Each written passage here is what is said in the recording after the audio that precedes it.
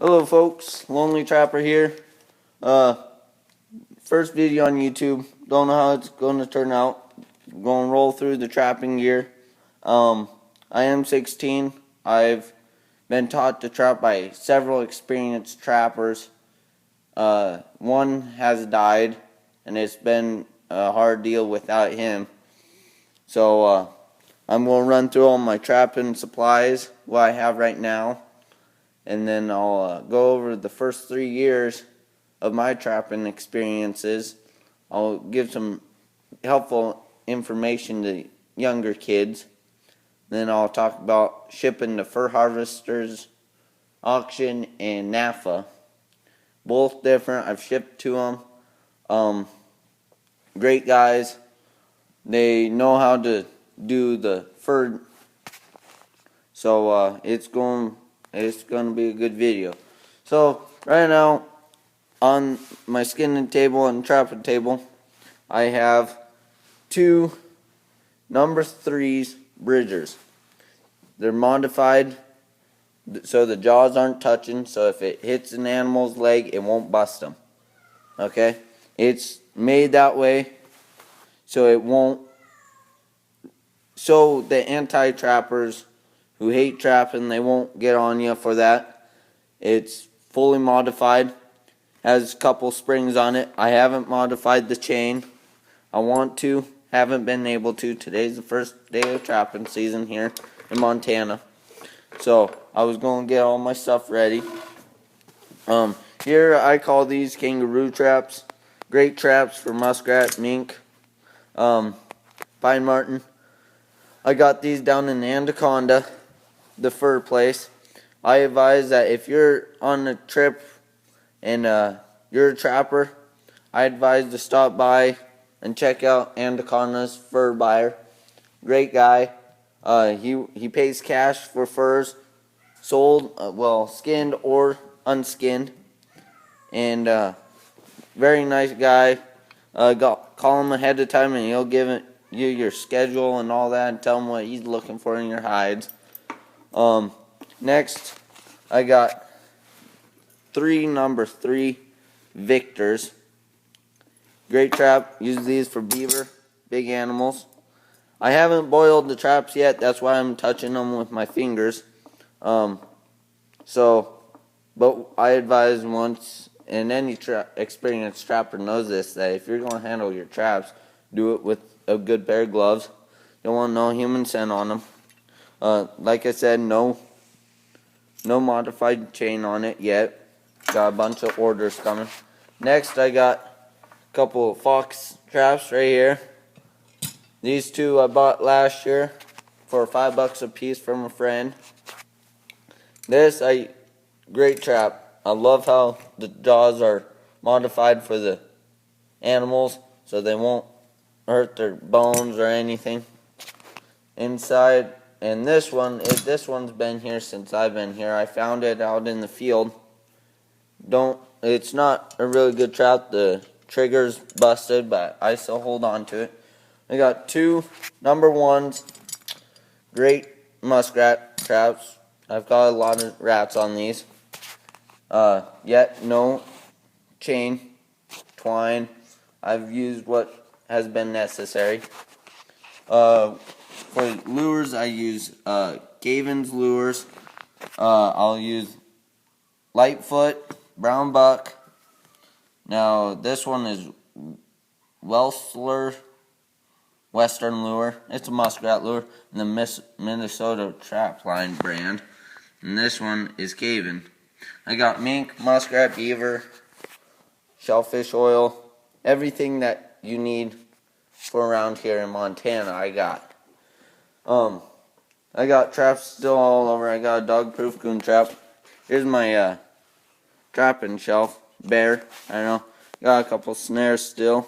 Got my black trap wax. I'll be using that today. Got my orange tapes. Got my skinning knife. Good little knife. Logwood trap die. Now I advise if you're starting out young, you're just starting into it, I advise pick up a couple good 110 conibears and a couple of the smaller traps. They're good. They'll catch bobcats, coyote, fox, pine marten, muskrat, mink, about anything you want. When you want to start trapping otter and beaver, bigger animals, I'd advise to go to the Kangaroo Traps, Bridger number 3s and up. MB750s are really good for beaver. Now, I got a bunch of muskrat stretchers. I think, more than a dozen. I know that there. I got those from a friend. Got coyote wooden stretchers. Good traps. Well, good stretchers. Got a couple beaver stretchers here. Got a muskrat board. Got hide salt. I got a couple wooden stretchers for muskrat. And that's about it for the trapping one. Now when we start talking about selling to NASA and